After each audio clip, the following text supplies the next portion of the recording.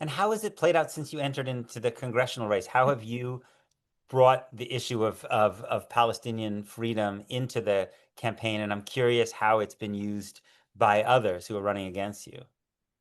Well, APAC has already entered in our race Mm, and wrote this email that sounded kind of like an endorsement, talking about my mm, radical positions, mm, being I respect the International Criminal Court.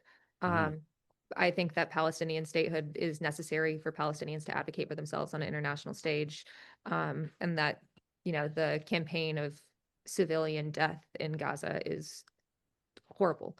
Um, but overall, I mean, this is a district that has been historically represented by Jewish representatives, mm, and we have an open concept campaign office here.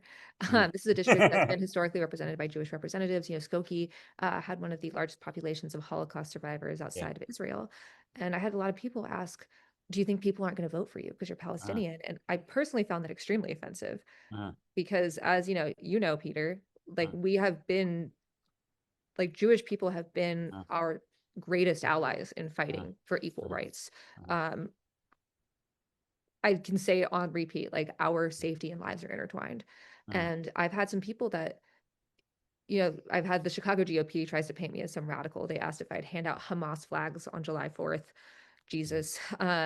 But I've had a lot more people that are expecting something aggressive. I had someone come up to uh, me that when I asked people what do they care about, and they said Israel, and I noticed that they had dog tags on that said free the uh, uh, uh, hostages. uh, And I thanked them for that advocacy because no civilian should ever be taken hostage, and that often gets lost in here, and that this campaign harms hostages. uh, uh, And they were kind of taken aback, and we talked for like 10 minutes, and it was a great uh, discussion. And I was like, come by the campaign office sometime. uh, Um, I think a lot of it also is just the internet. People are so much more normal in real life than on the internet, and you have uh, more than just 120 characters to write. When you are not being manipulated by algorithms, you can approach each other at a really fundamentally human level.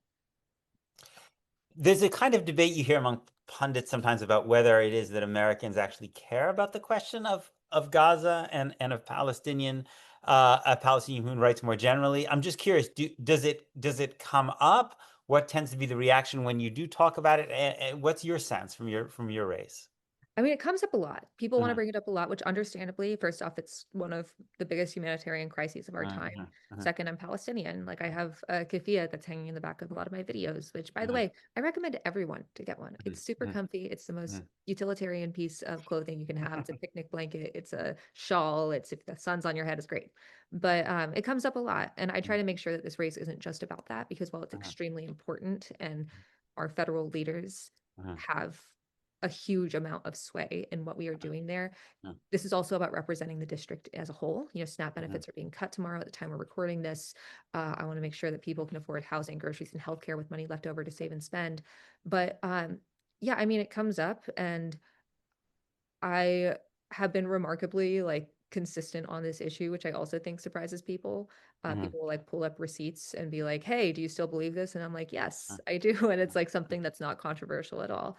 I think what there are like multiple points of view why this has been so important in American political uh-huh, discussion. First off, the humanitarian aspect. War crimes are bad. And also, anyone who commits war crimes should be held accountable. That counts for Hamas, that counts for Netanyahu, and anyone that's following his orders to commit war crimes. uh-huh, Um, there's also the aspect of our tax dollars are being uh-huh, used to fund this. uh-huh, And a lot of Americans can't afford basic necessities. And so, why is our money being used to bomb children instead of educating our children? Why is our money being used to terrorize civilian populations when we could instead put that towards healthcare? Um, it doesn't make sense to a lot of people, and I understand why. And then finally, there's this idea that what your government is willing to do to others, it will do to you. And uh-huh. we are already seeing this. We're seeing some of the same tactics and technology that's been used against civilians in Gaza being used by ICE against Americans right here in the borders of the United States of America. And I think all three of those are valid criticisms, and some people care about all three. Some people care about one. Some people care about two. But that's why it's been such a touch point. It's not some virtue signaling thing. Sometimes it's just the moral aspect. And, but I say this about a lot of populations. a lot of vulnerable populations. If you can't care about their basic humanity, Mm. just know that whatever the government will do to them, they will do to you. Speaking of which, you've been involved in protesting against ICE's what ICE and the National Guard are doing in Chicago. For those of us who are not in that area, can you just describe what the impact has been like in the Chicago area?